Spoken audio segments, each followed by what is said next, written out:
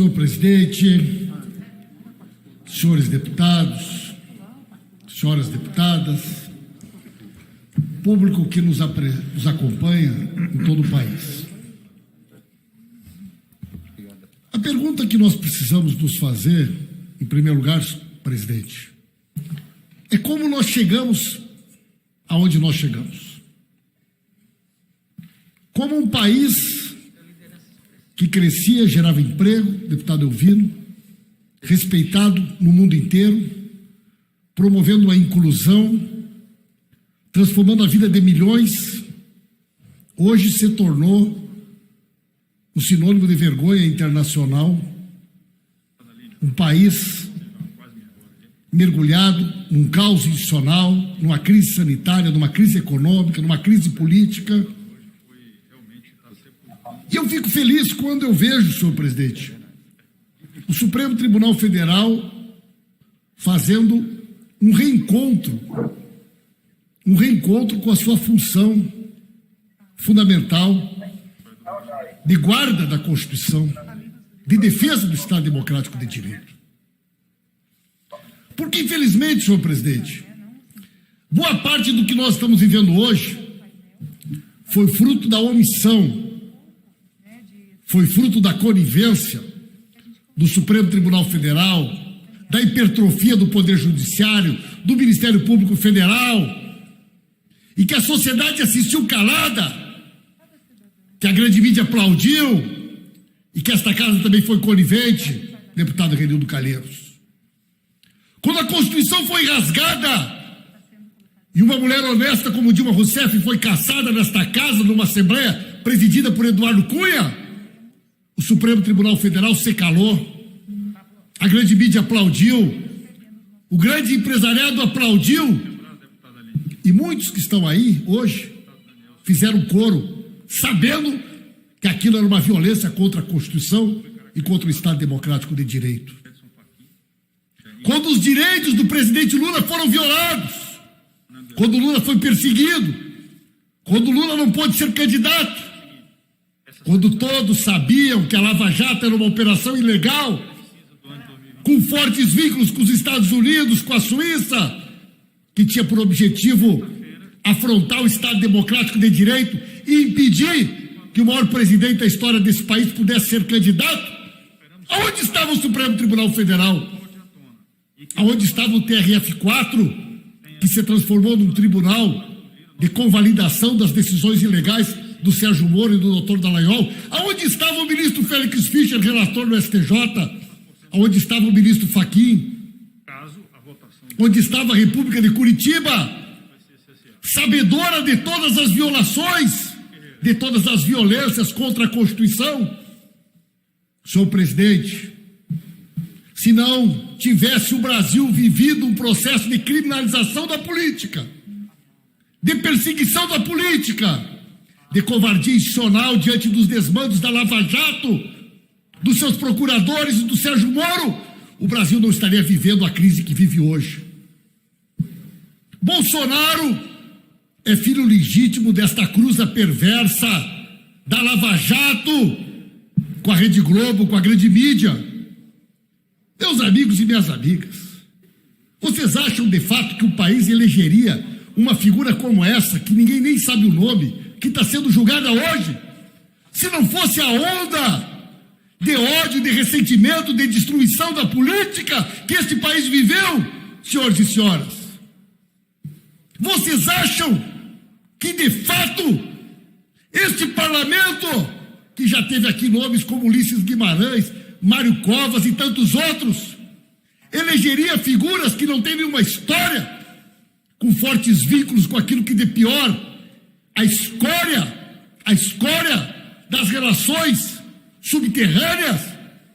Nós não estaríamos aqui tendo no plenário deputadas acusadas de ter mandado matar o marido, pessoas envolvidas com a milícia, pessoas envolvidas com o crime organizado, pessoas, meus amigos e minhas amigas, hoje o Brasil vive esse caos institucional e é governado com pessoas, com vínculos, com o próprio crime organizado, com as milícias, porque viveu uma crise institucional gravíssima. E aonde estava, senhor presidente, Aonde estava o Supremo Tribunal Federal? Aonde estava o Poder Judiciário? Aonde estava o Ministério Público Federal? Os editoriais da Rede Globo, do Estadão e da Folha? Naquele momento era importante, não valia a Constituição, tudo era mais importante para poder tirar Dilma, para poder aprovar uma lei para mudar as regras de exploração do petróleo, para poder abrir a exploração ilegal da Amazônia, para poder botar o Brasil de joelhos no cenário internacional. Todos aqui sabiam da perseguição em que a Lula era, a Dilma era inocente. Todos aqui sabem da perseguição ilegal que sofreu o Lula, que sofreu o PT, mas se calaram. E, infelizmente, o Supremo Tribunal Federal, que naquele momento deveria ser o guardião da Constituição, também não cumpriu o seu papel. Que bom que a Suprema Corte hoje faz um esforço de reencontro com a sua própria história. Mas nós, senhor presidente, nós do Partido dos Trabalhadores e das Trabalhadoras, deputado Elvino Bolgás, nós temos na nossa história a defesa da democracia, a luta contra a ditadura, a luta contra o AI-5.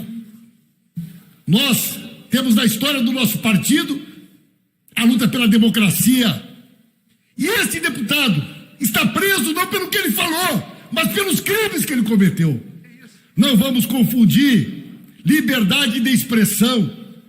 Não existe liberdade de expressão absoluta, nem imunidade absoluta. Há o desvio de finalidade da natureza da imunidade para cometer um crime contra o Estado Democrático de Direito.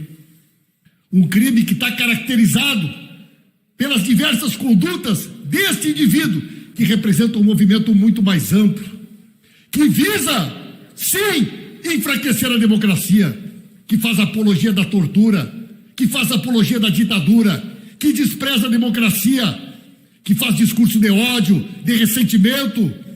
Infelizmente, o nosso país, hoje, vive essa crise institucional. De um governo que não consegue sequer ter uma política para enfrentamento da pandemia, da crise econômica, da democracia. E tudo isso é fruto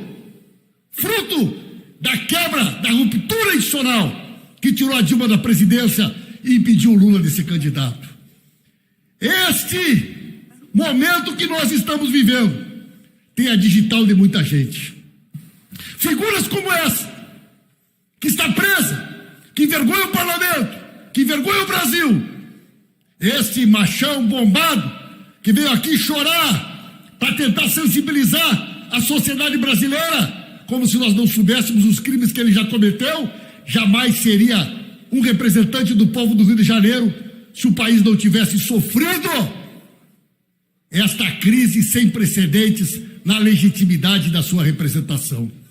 Nós temos sim, senhor presidente, que fazer um balanço de toda essa história. Nós precisamos sim, senhor presidente, fazer um balanço, um resgate de tudo o que aconteceu, para que o povo brasileiro possa novamente ter uma noção clara de que projeto de futuro nós queremos construir. Um projeto baseado na Constituição, na democracia, do Estado Democrático de Direito, da soberania, do respeito à diferença, da inclusão. Um país que seja capaz de dividir a sua riqueza, que tenha um olhar para aqueles que mais precisam. Um país que tenha o combate à fome como uma prioridade. Um país que continue abrindo as suas portas nas universidades e nas escolas para as pessoas mais pobres, para os negros, para os indígenas, para os quilombolas. Um país que nos respeite pela diversidade. Um país que não semeie o ódio, o ressentimento. E é isso que o Brasil precisa.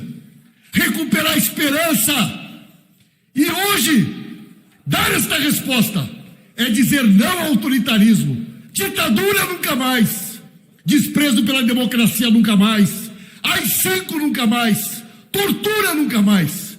Este é o recado que o Brasil precisa ouvir deste parlamento e de todos aqueles que têm confiança e esperança na democracia e no futuro.